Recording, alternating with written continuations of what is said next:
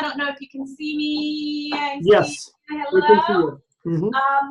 My name is Leilani Balmanis, Dr. Leilani Balmanis. I am an international business professor here at Johnson & Wales University. And today we are hosting the Yes Club. And Johnson & Wales University is hosting Ms. Lauren Sarando from the Japanese consul here in Miami. And I'm just going to read to you a very brief promo on the JET program. It is the Japanese Exchange and Teaching Program, and it allows you, the young professionals, to go to Japan and teach English for up to how many years? Maximum 5 years. Maximum of 5 years. We were also very fortunate that we were able to help apply and then actually ultimately get selected one of our Johnson & Wales University students, who's actually the founding president of our Yes International Business Club. And he is online right now, Mr. Joe Hernandez. So wave to everybody, Joe, there you are. So without further ado, Ms. Lauren Sarando is going to teach you guys how to apply for the JET program and potentially be like Joe and be a teacher of English in Japan, representing the country of the United States. Yes. So give her a hand, please. Thank you. So first of all, thank all of you who are here, sitting here today, and also everyone online for making this session. I know that, it's getting close to November. You guys probably just finished midterms not too long ago, and you're, revving up to prepare for the end of the year as well. So, I appreciate your time. I was a JET program participant myself from 2012 to 2014. So I can speak to the experience of being a participant, and I've also been coordinator for the program for 3 years. Joe, what time do you have to get out of here today? I can't hear him at all. We can't hear you. 7-ish. Okay, so how much time from now on? An hour? I have an hour. So. You have an hour? Okay. Just want to make sure that I don't bleed into your time too much. I'm sure Joe will want to give you some information from his perspective as a current participant. So as Dr. Baumann has already mentioned, the JET program is the Japan Exchange and Teaching Program. What does that mean exactly? Well, it's one of the world's largest English teaching programs all around, right? Not just in Japan, but worldwide. It's also the only program of its kind that is sponsored by the Japanese government, right? So this is a legitimate program, and it's actually been around for 32 years. When it started in 1987, it only had about 850 participants from 4 countries. At that time, they were all English-speaking countries. Now, we have, this year, 5,528 participants in Japan from 54 different countries, but altogether we've worked with over 60 countries in the world. Each year, the countries that participate change.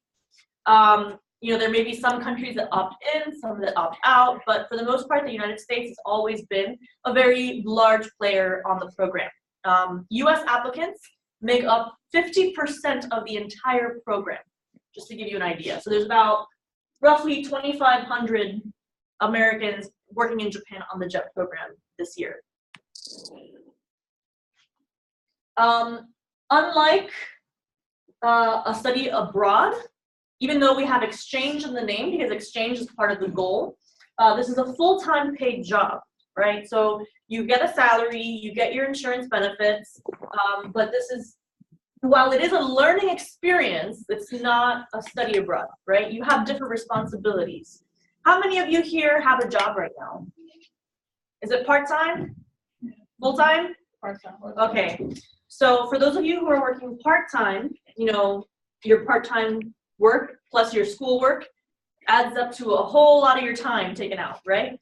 You're going to be working full-time, but you're still going to be learning. You're going to be learning through your everyday exchanges, right?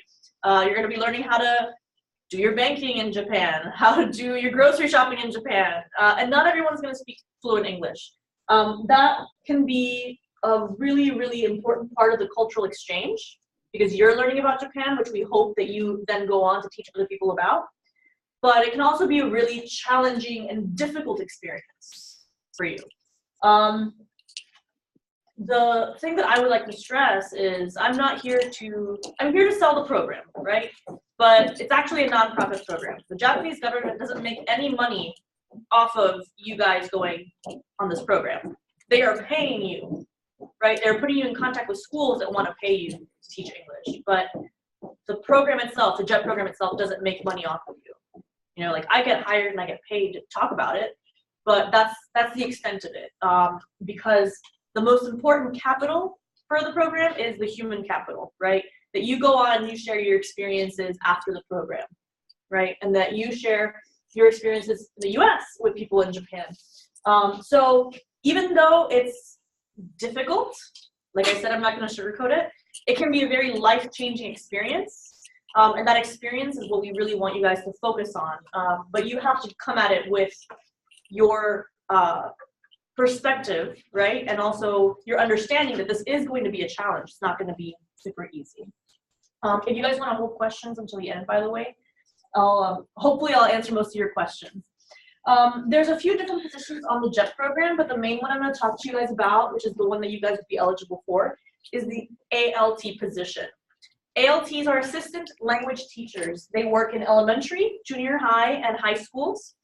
And there's a few different models of ALTs. You know, you could have, as in my case, I worked in one elementary school and one middle school. At the same time, I knew somebody else who had the same Board of Education that I did, and she worked at 5 different schools. Now, the difference was my 2 schools were the largest schools, largest elementary school and largest middle school, right? So they needed me there more of the time. In one of her elementary schools, she literally had 2 6th grade students. One class with 2 6th grade students. So it made sense for them to have one class there and then send her to another school in the afternoon. I knew somebody else, I've heard of somebody else who had 17 different schools. That's not an impossible case, but it's not a normal case either. So I don't want you guys to get overwhelmed when you hear stories of people who have, 17 different schools, 15 different schools. That would be one example of the one-shot ALT right here. And the reason why sometimes that happens is your school board may not have enough funding for multiple ALTs. So the thing that I would want everybody to understand, if you do end up with a unique situation like this, is you should look at it as an opportunity to engage with students that is even more precious and more important than if you were at that school every day, right? Because this could be the one interaction that they have with a foreigner each semester or a year, God forbid. So those interactions are still extremely important, if not more important than if you were a consistent ALT at their schools. ALTs typically work either elementary, junior high school, a combination of elementary and junior high school, or high school. High school and the others don't typically mix because high schools are typically run by the state level, whereas the elementary and the middle schools are run by the local boards of education. So it's like saying all high schools in Florida were run by the state of Florida, and elementary and middle schools were run by Broward County, Miami-Dade County, respectively, right?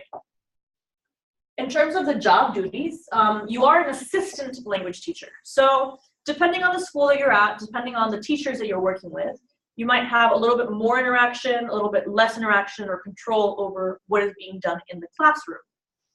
Mostly you're there to support the teachers that are already in place, especially in middle school. There are Japanese teachers who are trained English teachers, and so you might be there to support them with things like pronunciation support, native cultural support, right? So you're the cultural resource. You know what it's really like to have Christmas in the United States. You know that not everybody eats Kentucky Fried Chicken at Christmas time like they do in Japan for some reason, because they think that we do, but not everybody does. And if you do, that's still great because it's delicious, but whatever. The other things that you do, you help plan lessons, you help create games and activities to supplement whatever lesson they may be learning that day. But I would say one of the most important job that you have as an ALT is motivating students. Okay, what are some of the languages that you studied in high school? French, Spanish, Latin. Okay, how many of you took the other language because you actually wanted to study the other language? Okay, a few of you. How many of you took it because it was required and you had to? Okay, most of us, right? Japanese, the Japanese education system requires all students to take English from elementary, from 5th grade on, right? It's compulsory, 5th grade through the end of high school. So if you guys only took it for 2 years and you're just kind of like, eh, about it, imagine if you have to take it for so long and you don't feel like you're ever going to use it, right? Because it's not the main language that's spoken in your country, right? You're going to have a lot of challenges with some students that are unmotivated at best. You might have some that are a little disruptive at most.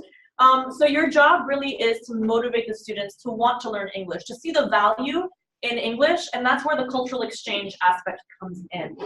There's a lot of ways to engage your students that doesn't have to be in the classroom, and really getting to know them on a personal level can help them actually be motivated to participate in your class. One of the best ways is to engage with them in after-school activities. After-school clubs are really, really big in Japan, and I'm sure that Joe can talk about his experiences later. But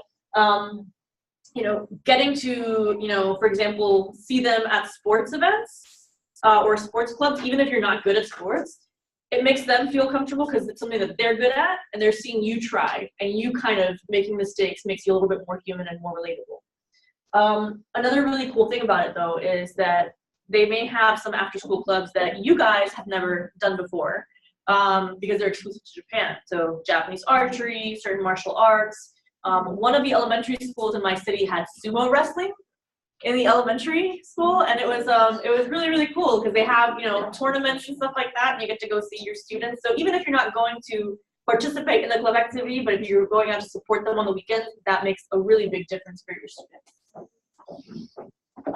There's another position called CIR. I'm not going to go over it too much because you have to be a fluent Japanese language speaker essentially to be a coordinator for international relations. What they mostly do is that they help translate and interpret for diplomats when they come to visit the towns, or they help translate documents for the international communities that are visiting or living in a place in Japan, right? There's only about 10% of people on the program that are CIRs. Everybody else is essentially an ALT, so you have a lot more language teachers than you do translators and interpreters on the program. In terms of support for JET, this is something else that's very unique. We mentioned the government angle before. JET is not the actual employer, okay? JET is like the middleman. We basically find people who want to teach in Japan, and we find school boards and cities and states that want people to go work for them, and we connect you guys. We do the whole application process and vetting process. But you actually sign your contract with a school board or a specific school or a city hall, okay? The good thing about going through the JET program, even though we're middlemen, is that you are expected to get certain benefits. So these school boards, these schools, they have to give you certain benefits by getting you guys through us, and that's standardized. I have a question really quick. Sure. And this one is coming from 4 or 5 different students. Okay, so Vas, one of the questions is how many or which countries can participate in the JET program is one of them. Okay, so that's a very good question. We have questions from, I see from Germany, from Australia, from Colombia. So they're asking if they can also participate. Okay, so participation on the JET program is dependent on whether that country is taking applications through their Japanese diplomatic office. So I know for a fact Australia participates. I'm pretty sure Germany participates. I'm not sure about Colombia, but all of the countries listed as participating this year are listed on the JET program website, the JETPROG,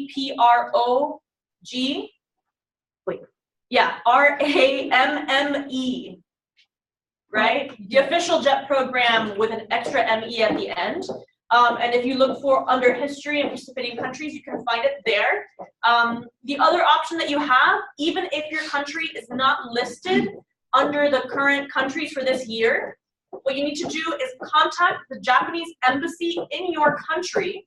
So for example, if you're living in Colombia, contact the Japanese embassy or the embassy of Japan in Colombia and ask them how you can apply for the JET program.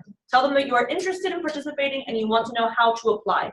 .org or .org, I believe. .org? Well, I think it was 2E. Right? No, two M's, sorry. Program 2 E's, No, two M's and 1 E. Yeah. 1E.org. There It you should go. be that. It should be .org. If not, it'll show you the right Okay, one. and I'll type it online for you guys who are online. Right. In terms of other support, you know, you have an extensive network. We mentioned that there's over 5,000 participants currently there. They have AJET. They formed AJET, which is an excellent network of participants currently on the program that constantly are putting on events to help get JET participants together. But they also offer a lot of other good services, including counseling services. They have an overnight hotline that is completely free and anonymous. You can call at any time in the evening if you need to talk to someone if you're having a hard time.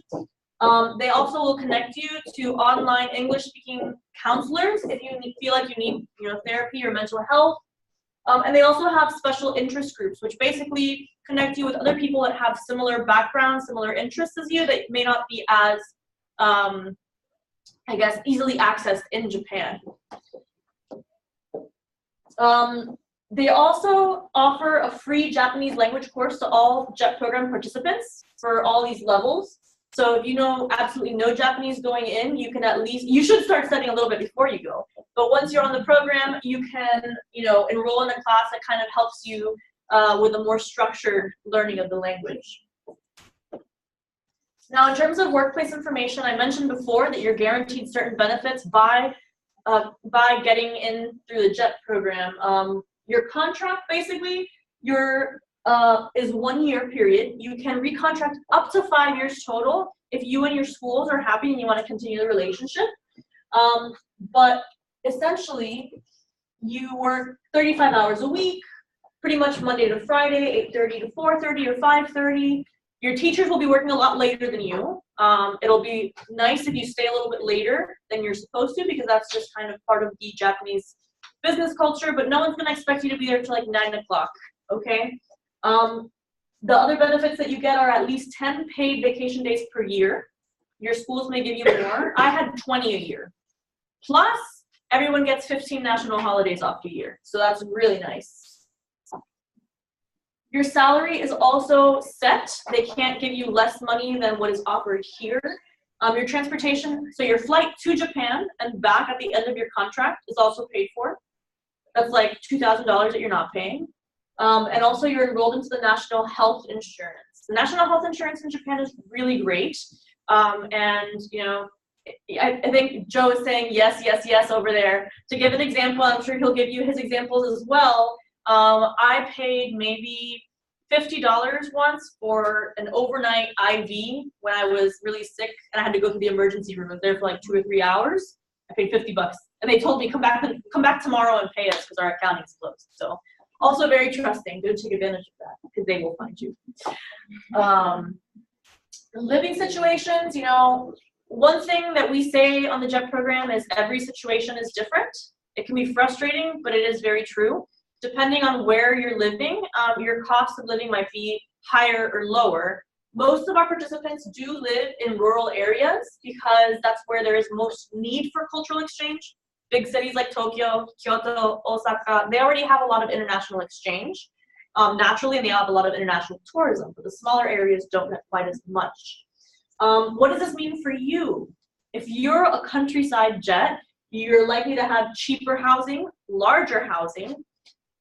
It's easier to save money as a result because everybody, regardless of where they live, regardless of whether you're in Tokyo or a tiny island in Okinawa, you're making the same amount of money, right?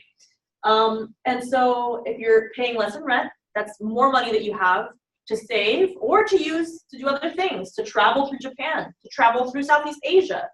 And you also have a much more, I think, traditional experience of Japan. I don't like to say authentic experience of Japan because you can still have an authentic Japanese experience living in a big city. But definitely the countryside is a little bit more, a little slower paced, and you have a lot more of the traditional arts and traditional ways of life that you can experience there. Your neighbors are also really interested in interacting with you and want to meet you because they haven't met that many people from other countries, right? So it's a good experience for you to also learn Japanese and learn about Japanese culture because you have to interact more with Japanese people. In terms of living in the city, you know, your rent is going to be higher. That's no ifs or buts about it. It's probably going to be higher, but you're trading in really convenient public transportation. So most likely you're not going to need a car. You'll have more likely to have access to formal Japanese language schools if that's what you want in addition to the free language class that we provide. There's more options for shopping. And then you also have people who are a lot more used to seeing people from other countries. So people are a little bit, you might have to be a little bit more active in terms of getting in touch with the Japanese community or getting involved in the community because people are more used to seeing foreigners. They're kind of like, oh, okay, well, there's another foreigner. It's not a big deal, right? They're not as clingy in a way. They're not clingy. Clingy is the bad word to use, but you know, you have to invest more in reaching out to people than you would necessarily in a smaller city. As I mentioned before already, most people are placed in smaller cities and towns because of the fact that that's where there is more need for the cultural exchange, right? You can request on the application up to 3 locations that you'd like. Keep in mind these are requests, not guarantees. We will try to put you somewhere that you want to go, but ultimately it depends on what's open and what needs people have. For that reason, you should definitely do research on the places. There's some people who put no preference, and they're like, I don't care where I go, you can put me anywhere. Be very careful, because think about it. Japan has an extreme range of weather, for example. If you've never lived in snow, and you don't really like cold weather, do not put no preference. Find out where it snows in Japan, and then put a few places south of that, right? Because if you end up in Hokkaido, you're going to have a lot of snow, and Joe's going to be able to tell you all about the snow later, right, Joe? So just make sure you do your research more or less what you would like, what kind of weather at least you would like to have. In terms of the application process, as a U.S. applicant, you do have to have a bachelor's degree by July 15th, 2019 if you're applying this year. And you have to be a U.S. citizen. If you are a resident, doesn't matter, you would have to apply through your country of nationality. You have to be in good mental and physical health. You can't have lived in Japan for more than 6 years since 2009. You can't have participated in the JET program since 2016. I would know your faces if you had. You can't have declined the position last year. Of course, you have to have very good English writing and speaking skills because you are ultimately going to teach English. And you also have to have a strong interest in Japan and Japanese culture. Again, the strong interest can be the cultural exchange interest, right? The application will be opening up, is already open. It will be closing November 17th. Okay, how many of you are eligible to apply this year? You would have to be graduating by next summer. How many of you? Okay, so Alice. Okay. So Yeah. basically, you guys are seniors. Okay, Right. What I think they need to understand is it's a long process. Yes, it is a long And process. that's why it's perfect for them to be Right. listening to this now, because it takes up to a year. Absolutely. And they need to build their resume Right. to actually have a strong competitive resume for the position. Right. So this is what I was going to say. The reason I always ask this is because I love to see people who are here early, right? People who are even freshmen to be here, finding out about the program. Because the more you know about it, the more you can really consider what if this is the right program for you, number one, because it's a 1-year commitment, right? And while it is a 1-year commitment, and you can say, it's 1 year. 1 year goes by like that once you're out of school, maybe even while you're in school. But it's still a 1-year commitment, and it's a very drastic change. It also gives you the ability to prepare for that application and build up your resume if you know that this is a program that you want. So these are all really important skills that make great JETs. Now, these are things that you can actually work on with your current skills, right? With your current experiences. So try to think about how the experiences that you're having now can be related to some of these skills, or how you have earned some of these skills through what experiences you have right now. This is all information that will be very valid both for your statement of purpose and also for the interview if you're selected for an interview. The way that the application goes, essentially, is that it opens up in late September every year, and it closes mid-November. This year, the deadline is November 17th, okay? It is a long application. There's a lot of components to it. It's very straightforward, but there is a lot that goes into it. So we always recommend that you start thinking about who you're gonna ask to be your references, and also who you're going to ask to proofread your statements of purpose. The references are especially important because we get people who sometimes just say, well, I'm just gonna ask my Japanese teacher. Not necessarily you guys, right? I'm just gonna ask my Japanese teacher. But if you're in beginning Japanese and you're halfway through your first semester and your Japanese teacher doesn't really know you, all they can say is, yeah, this person shows up to my class. Whereas if you're an international business major and you've had 3 classes or 4 classes with Dr. Balmanis, and she knows your work ethic. She knows the kind of work that you have. She knows, your character, and she can write you a more personal letter of recommendation. So while it's great if you do have experience that's related, so for example, working with kids in an after-school program, or teaching swimming lessons to kids or something like that, if you can get someone in that area to write you a reference, to be one of your references, that's great, because you can tie it into working with kids, even though it's not teaching English directly. But more importantly is to have a reference letter from someone that knows you well, knows your work well, and can write you a personalized letter of recommendation, especially someone who's not going to write you a bad letter of recommendation. So if you took Japanese, but you were consistently late to class and you didn't do very well at all, and you don't necessarily have a good relationship with that teacher, don't ask that teacher to write you a letter of recommendation just because they're the Japanese teacher, because likely you're not going to get a good reference letter from them. This is just an example, but anyway, things to think about. Once the application closes in November, all the applications get processed through Washington, D.C. first. This is only for the U.S. application cycle, by the way. For people from other countries, I'm not sure exactly how their process goes, but I'm assuming it would all go through the embassy first. In the U.S., all of them get processed through the embassy in Washington, D.C. first. So that means your application is up against all the applications from all over the country. For that reason, your personal statement is extremely important. Your personal statement is the only part of the application. It's a 2-page essay where you can show your skills, that you are thorough, right? You not only wrote your essay and answered all the questions, but you ran a spell check, okay?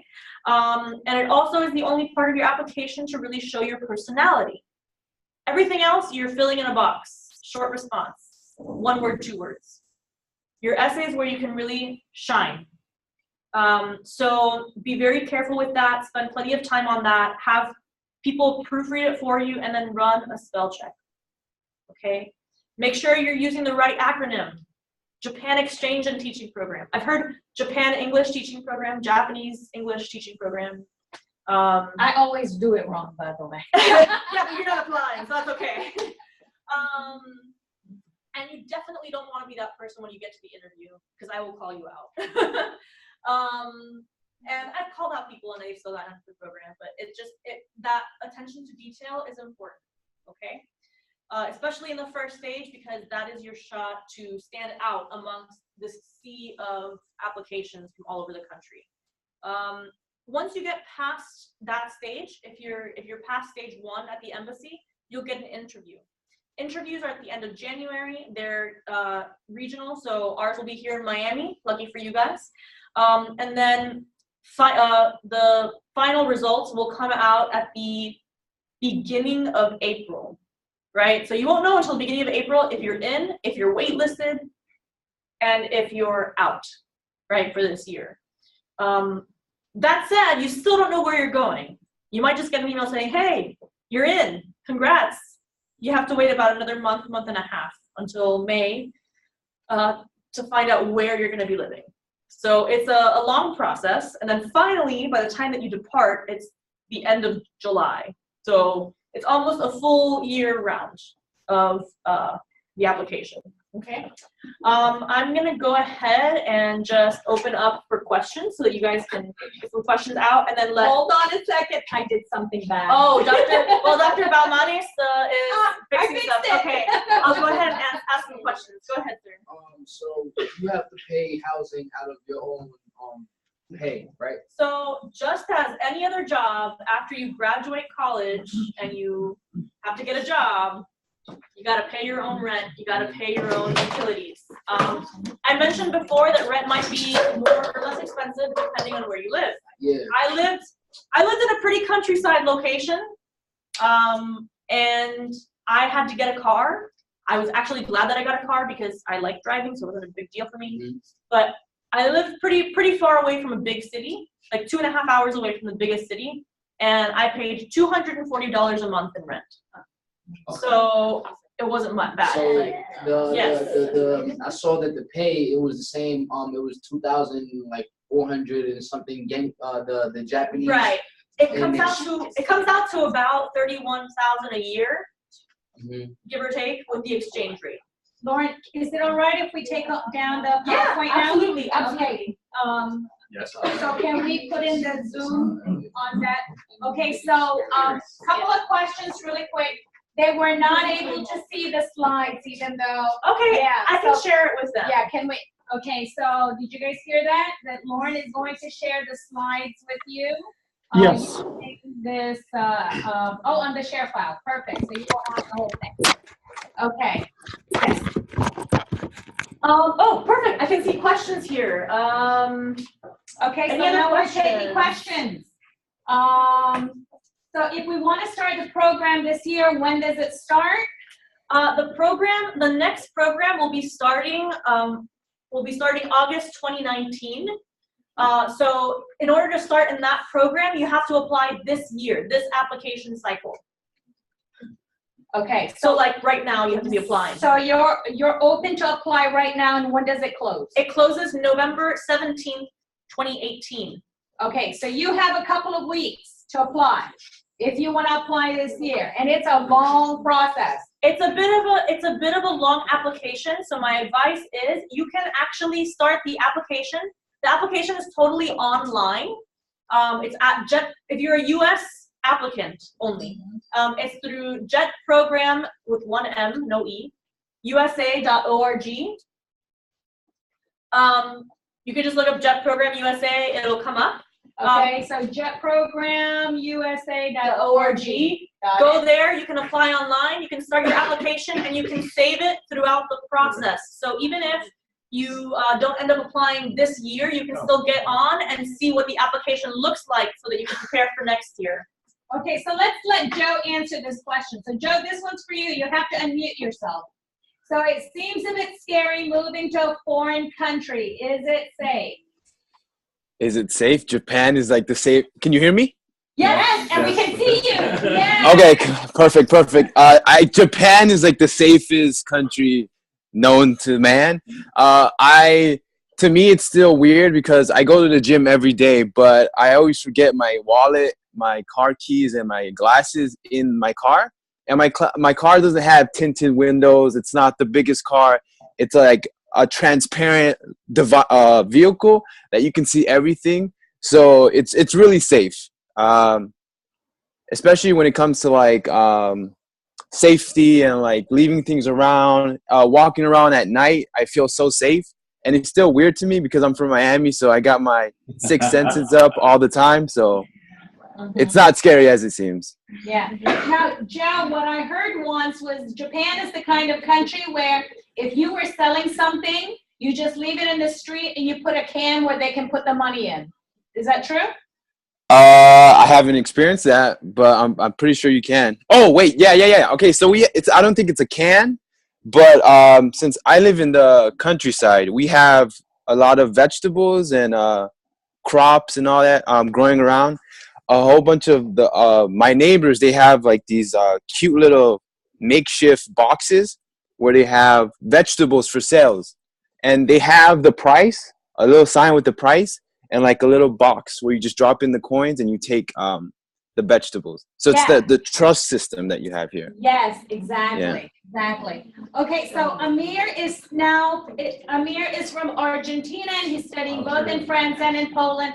How can he apply in his case? Okay. Oh, I'm sorry, Algeria. Oh, sorry, Algeria. Okay. Algeria. So Amir, I mentioned this a little bit earlier, but you have to apply through a Japanese diplomatic office in Algeria. If your country of nationality is Algeria, you have to contact the Japanese embassy in Algeria, if there is one, and ask how you can apply for the JET program through them. Yeah. So Joe, can you give us a little bit of your experience, how you've gone through the process, why you chose to stay a second year, how you have transformed? You have to talk about that because you are completely a different Joe than what we know, right? Yeah, I hope so. So a little brief information or background about me. My name is Joe. I was a senior not too long ago, a year ago. I was one of 2 years. Oh, wow. 2 years ago, I was one of Dr. B's students. I went to Johnson & Wales for culinary arts for my associates, but I was able to use my credits to finish off in business management. I heard about the JET program, applied. Now, I know what Lauren was telling you about how tedious and long the application process is. It is long, but it's not unmanageable. It's really straightforward. I think like the most difficult part might be the statement of purpose or the SOP, the 2-page paper you have to do. And for that, I went upstairs to the what was it? The tutoring office, yeah. The tutoring office. Yes, yeah. I went there for 2 straight weeks because I had to get in. And so I went there for 2 straight weeks. They checked it over and over and over again. I filled in the application and I just sat there and waited. I got in. Surprise, surprise. Getting here is not as scary as it is because they do hold your hand a lot, which I do really appreciate, especially not living abroad ever. So it's not like they're just gonna throw you in the sea and just let the sharks eat you. They help you through a lot. What else? I do teach. But Yeah. I want to add this in. You also have to have the right frame of mind. You have to have a growth Yes. mindset, number one. Yeah. Know you're gonna struggle, and that's okay as long as you are prepared to learn from it. Yes. Yes. Yeah. That was the biggest thing. And I think that, Joe, you forgot one thing. First of all, Joe is a part of the X-Culture winning team when we went to Mexico. Oh, And yeah. actually, Joe, Mexico was your first international experience, right? Yeah. Competitive And wise. he was already a senior in college. And Yeah. that was actually his first opportunity to go abroad. And then after X-Culture, he said, you know what? I can go anywhere I want. And that mindset is what framed you to really want to go and try new things. So that openness is really important. Yeah, that gave me the confidence to apply, because when you think about it, it's really scary. It's like, oh, it's a long process. What if I don't get in? There's no point. But it's just like I didn't get the opportunity to go abroad during my sophomore year, during the internship during your sophomore year. Mm-hmm. So this program gave me that opportunity to go abroad, experience that thing that everyone tells you during your years in college to travel and to go abroad. And you're still doing it responsibly and making money. Yes, which is perfect. You know, it's great. This isn't the 4 month internship that you do in Europe. This is minimum a year, which I really do appreciate because it lets you get past that honeymoon phase of, oh, you know, ev- yeah. Yeah, it really does help you get past that. Oh, you know, this country is amazing because it has delicious food. The 1 year, it really lets you dive in and let you scrape past the surface of the magic, you know. Not saying it's bad or anything, but I did learn that Japan is not all manga and anime and sushi. There's really more to the country. So yeah. And I think this is a good question for actually both of us. The next person, Yana, asks, do you have to have any background in teaching, or is this just a recommendation? Personally, I was an English major with a Japanese and TEFL double minor. So I was like, checked every single box for the JET program. I had teaching experience. I knew people who didn't have any teaching experience in the back. Culinary degree. Culinary degree, right? Culinary business, but I did volunteer. You did volunteer. A lot, but that's it. In terms of straight teaching, it's not a requirement for the program. What we are seeing is more and more people every year coming to us with either TEFL certificates or, you know, some experience of teaching. So what I always urge people to do, especially people who are not applying this year, maybe applying for next year, is find ways that you can incorporate teaching or tutoring, even if it's outside of English. So for example, we had another guy who applied. His background, I think, was also international business. He wasn't from Johnson & Wales, but he had done part-time work in the summers teaching kids how to swim. And that was his anchor, his connection to teaching. And when we asked him about that at the interview, he just lit up, and we could see the enthusiasm that he had working with kids, working as a teacher, that could definitely be translated to a classroom. So you can still find ways to gain experience teaching. It's not strictly through teaching English. Somebody else is now asking, do we have to know Japanese to participate, or other languages besides English? For the US, you have to know English, obviously. I don't know about other countries. They may be hiring people from South American countries to teach Spanish in specialized schools. You would have to find out through the Japanese embassy in your countries, but you don't have to know Japanese for the JET program unless you're a CIR. If you're just going to teach a language there, you don't need to know Japanese. It does help you a lot if you know at least basics of Japanese language. Yeah. Okay, so it looks like we have 6 questions here. So Vivian wants to know, is the JET program only for native English speakers, or is native speakers preferred? I'm Dutch, but both my bachelor's degree and master's degree have been taught in English, and I have worked as a private English teacher in China. I think she would make a great candidate. I think that you would make a great candidate. Yay, Vivian! So I think that would all really work in your favor. Yeah. Okay, so this one says, where do we have to apply? I have to ask about the program in my embassy in Japan in my country because I'm in Ecuador. I'm assuming so, that in Ecuador you have to go to the Japanese embassy. Yes, you have to go to the Japanese embassy or Japanese consulate in your country. Okay, and then Vivian also wants to know, when can she start to apply next year? So the application opens up every year at the very end of September.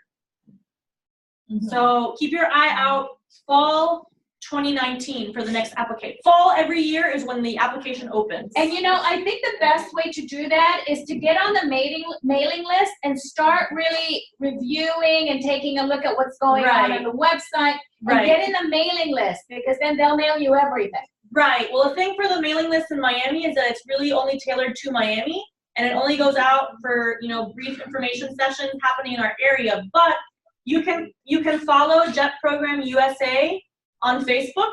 They're constantly posting updates about activities, events going on there, tips for your applications, etc. So following the Jet Program USA page on Facebook is also a really good way to stay connected. Right, and Vivian, because you're graduating in May of 2019, I would recommend that you start to apply when? Sorry, when is she graduating? She graduates with her double master's in May 2019. May 2019, then it would make sense to apply this cycle. So you can apply now and see if you can get in now, Right. because then you will be able to go next year. Right. You would graduate in May and then be able to take part at the end of July. Okay, Vivian, did you get that? So Nadine wants to know, how would it work with her school? Oh, basically the same question. You graduate in May, apply this year, Right. graduate in May, and then leave about when? End of July, beginning of August. End of July, beginning of August. Okay. Yeah. So if you guys have more questions, either type it in the message or type it in the Q&A section. Mm-hmm. Yeah. So Joe, I have another question for you. So Yep. how have you changed while doing this JET program in Japan? Okay, so physically, I lost 100 pounds, and it's not because a lack of nutrition or anything. It's just the general atmosphere here. I have after work, I have plenty of time, and I have the finances to feel comfortable where I can drop $100 at the gym, which motivates me because I'm sort of a cheap person. So that $100, if I don't go to the gym, it kind of, it irks me. So on top of being financially okay, having the time,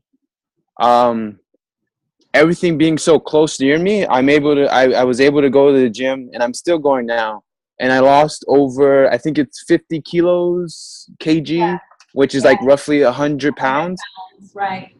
Yeah, my senior year, I was 260. I'm 178 now. Wow. So that, I also noticed, I've lived in Miami my entire life. My stress has gone down so much. And that's just, not seeing so much hustle and bustle all around me. That was really big. I haven't noticed that like in a huge way, but every now and then it just hits me like, whoa, I'm not as stressed. I might be driving to the supermarket or to the gym, and you can just see the rice fields, the mountains, like So there's another question for you over here. Yeah. What made you want to go for a second year? What? Oh, it's just so fun. Like, everyone's gonna tell you minimum a year. That's not enough. I don't care what anyone tells you. It's just not enough because your first year you get over the honeymoon phase, and then throughout the first year, around the end, you realize, you played it safe. You didn't want to go out so much because you were scared of this and that. And then at the end, you get that boost of confidence where it makes you want to stay at least 2 years. Because now on your second year, like right now, I'm really confident in my Japanese and just in general to go out and about and just see more. Mm-hmm. So it's really that first year isn't enough. Yeah, so the thing is that they'll ask you if you want to recontract usually pretty early. They'll ask you, like you get there in August, they'll ask you December, January, if you want to recontract for your second year already. Because think about it, the process is already opening here in the United States to hire for the following year. So a lot of people at that point are homesick. You just miss Christmas. You just miss Thanksgiving. It's cold in Japan. Maybe you're not used to that. And so a lot of people kind of freak out and say, well, I don't want to do another year. I don't think I can handle another year. So I always recommend to my participants, consider the second year. Think about it. Are you really unhappy or are you just cold? Okay? But that's for real. For us Floridians, that's for real. And like Joe said, your second year is a completely different experience from your first year. Because by the time that you finish your first year, you're a member of your community. Yeah. You know how to go shopping in Japanese. You're friends with the local coffee shop owners, and you have your community. Yeah. And then you have to leave. Well, okay, so we just actually finished as people who just took International Culture and Protocol. And all of you people out there in international business culture world, you know this too, that after you get through that honeymoon phase, then you become multicultural or bicultural in Joe's case, where you are socialized and acclimated, and now your self-esteem as a member of that community is like balanced, right? So, and let's go to Jana's question then. So, Joe, Jana wants to know, did this process help you discover yourself? And from what you're saying, it seems to be helping you become the ideal person that you want to be. It really has. Well, I before, because I don't want to brag or anything, but before I ran my own company. I was doing construction back in Miami, and it was just, being young and running a company, you're just busy all the time. And I just didn't have enough time for myself in general, because it was just like I was focused on my company. So coming here with things slowing down, I was able to start, rock climbing. There's a huge mountain right behind my house. I climb it all the time. Going to the gym was a huge, it was one of the things on my bucket list that I wanted to do for so long. But, I just kept making up excuses to not go. I was like, oh, next week I have this project I have to submit to my clients. It's always this, it's always that. But coming here, I had no excuses whatsoever. And so coming here, it has changed me a lot. And I'm glad for it. I discovered a lot about myself, especially with doing a whole bunch of outdoor activities that I've never done before, engaging in people. I volunteer like crazy every other week. Just last week, we had a Halloween party for my elementary school where I volunteered, and we made over 200 cupcakes.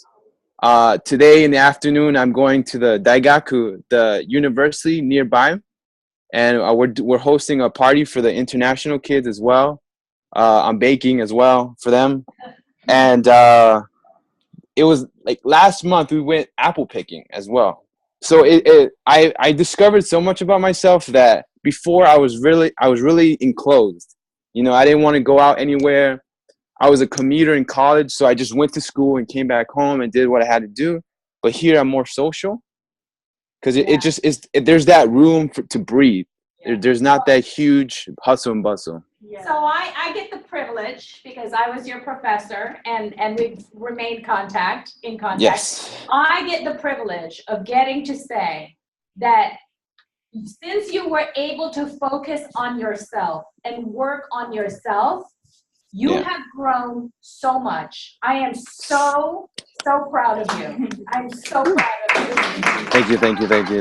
Thank you. Okay, so Yeah. Anna also wants to know, I guess this is for you, Lauren, is how does the pay work? Right, pay is usually monthly in Japan. So we always recommend that people going to the JET program, and this is a very important thing, people going on the JET program plan to take with you between $2,000 and $3,000 ready to use, just in case, as startup fees. Remember, you're not paying for your flight.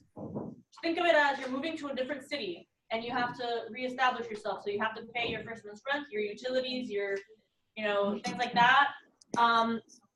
Because you'll be getting there maybe at the beginning of August, and your first paycheck won't be coming in until the last week of August, right? Yeah. So most likely you're not going to need all of that money, but we always say come prepared with at least around that much, in case you have to use it. And you guys, international business kids, are actually all of you guys, this is so much better than a study abroad program. You don't Yes. so Yes, much yes, better yes. than a study abroad program. That's why I'm making Lauren one of my my best friends. Yeah, and then and Yana, in terms of the kids are kids, okay?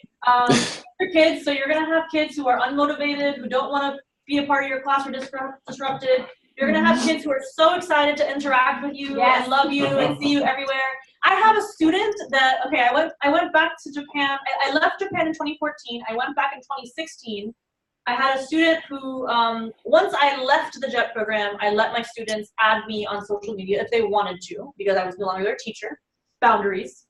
And I had a student who never went to my class, was always late to school, and just wandered the halls, and I made it my job to interact with him in any way possible, so he felt like he was I was like, you are going to get this international exchange experience.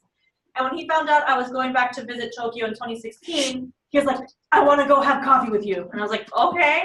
And he hung out with me all day. He followed me and my friend around all day. And I was like, I guess I did something. Like, I guess something stuck, right? So, you're going to have all kinds of students, whether you're, here or there. And then in terms of what Joe was talking about a little bit earlier, I just wanted to follow up on that growth factor. You continue growing even after the JET program, even after you come back. I think one of the most valuable experiences for me has been reflecting on my time on the JET program and just really taking away, coming back to the United States and working in different, I work at the Japanese consulate now, but I worked at a translation company here in the US too, and just understanding what I want and what I don't want in work anymore, right? And you may go over there thinking that you know exactly what you want, and you may come back and that's still what you want, and that's great. But you may come back and realize, you know what, this is not my passion anymore. I found a new passion, or I want to incorporate, lifestyle aspects from Japan in my lifestyle here. Yeah. I mean, experiences of helping you grow, right? There's a time where it's got an expiration date, because now you want to learn new things. But until that time comes, like what Joe is doing, savor every single moment, because whatever you're doing right now is not going to be the same thing that you're doing tomorrow, right? And time flies. Really, time is really, really make the best of it. Well, I unfortunately have to leave. Okay. But what I was going to say is Dr. Balmanis can share my email with you guys. Yes, that's what. And I'm happy to answer any questions you guys might have. So you're going to give us your PowerPoint presentation. Yes. So we'll share that here. Is your email address at the end of your PowerPoint presentation? Yes, it is. Okay, so for Nadine, I'm going to send you that answer. And then Vivian wants to know regarding her university. She changes professors a lot with lectures and tutorials. Is receiving a personalized letter important? I'm going to say it is, Vivian. I wrote one for Joe. Not only that, but when we were invited to the Japanese consul for an event, about 20 of us went with Joe to support his application. So that really shows a lot. So you really need to try to get as much as your university support as possible. Right. A personalized letter is gonna make more of an impact than a general one. But if you can't get anything but a general one, don't worry over much about it either. And if you work, you can also get, if you're a student but you also work, you can get one professional and one university recommendation. So maybe your supervisor at work knows you really, really well and will write you a good letter. That's a good opportunity too. Okay? Okay, so I think that's the last. Yeah. Can I add just one quick comment? There is something called the gap year that is becoming very popular. Many people advocate that students take a year off after college before they actually go into the labor force, or after the high school and before they go into the college. So it seems to me, in fact, I think Obama's daughter is taking the gap year now before she goes to Harvard. So if you are about to graduate and you're thinking about either doing a graduate degree or something else, so that would be a perfect gap year. So spending this year in Japan will probably expand your life dramatically. Absolutely. Except that you have to have a bachelor's degree to apply for the JET. Right, but yeah, if you want to do, for example, a master's, so I would actually take that year off before going to master's or PhD if you're planning to do that. Yeah, makes I total think sense. that's ideal too. Not to mention that if you spend 1 year in Japan and then apply for jobs, you will be much, much more employable than people who apply right after college. And that's actually what we were talking earlier. Right. So even though you lose that 1 extra year, you probably will make up in the extra salary, over lifetime much, much more. Right. I think the other thing that I've seen, because I'm very active with the Alumni Association too, and the alumni go off to do all kinds of different careers outside of education. But what I've seen too is that, you're not wasting a year. This is not a waste of a year. You are working. You are making money. You are building soft skills. You are building, the ability to interact with people from many different backgrounds in different languages and a different cultural context. That is very valuable to any job, especially in a globalized economy as we have right now. So you're not wasting your time. You're not just taking a year off and backpacking through, Southeast Asia, just traveling, which is in itself a very educational experience, but this is something that you can put down on a resume and say, hey, this is what I did with my gap year. I was actually working in another country, or 2 years, and you could be saving up money to contribute to your grad school, and you might find out that, hey, you know what that grad school is going to apply for? I'm not doing that anymore. That's what I did. I was going to go into teaching, I wanted to do higher education at the university level for English literature. And towards the end of my senior year, I realized I really don't want to do this. I knew I was already going on the JET program. I was like, I really don't want to do this. What do I want to do? And I ended up learning a lot more Japanese. I ended up really loving the intercultural aspect of it, the nuance. And I worked for a translation company when I came back. And maybe someday you'll be an international business professor. Right? I might. Maybe. Who knows? I might mentor her. Who knows? But anyhow. Yeah, so we're gonna let her go. So Boss, we have her PowerPoint? Yeah. Yeah. Okay, so Boss, we're gonna figure out how to upload it in the share file now so that everybody can link into it. And I think you're gonna package this recording and leave it on where we're gonna find it. Yes, and in fact, if you email me that file, I can attach it to the recording that the students will have on the regular X-Culture website. Yeah. So this way they can get both at the same time. Yeah. And by the way, this is Dr. Vasil Taras from the University of North Carolina at Greensboro, and he is the founding president of X-Culture. So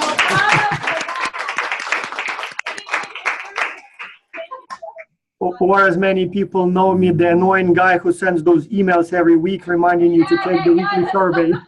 That's the guy. It's okay, that's me. Once you guys are in the JET program, that's great, because I think that you're used to it. You're gonna get so many emails from me. Joe, tell them how many emails you're gonna get from me. Yeah, it's too much. It's too much. Never. You can never have too much of a good thing. Joe. All right. Good night. Good night, Joe. Good morning. Oh, good morning. What time is it, Joe? It's like 6:40. Oh my God. Thank you. Thank you for waking up so early.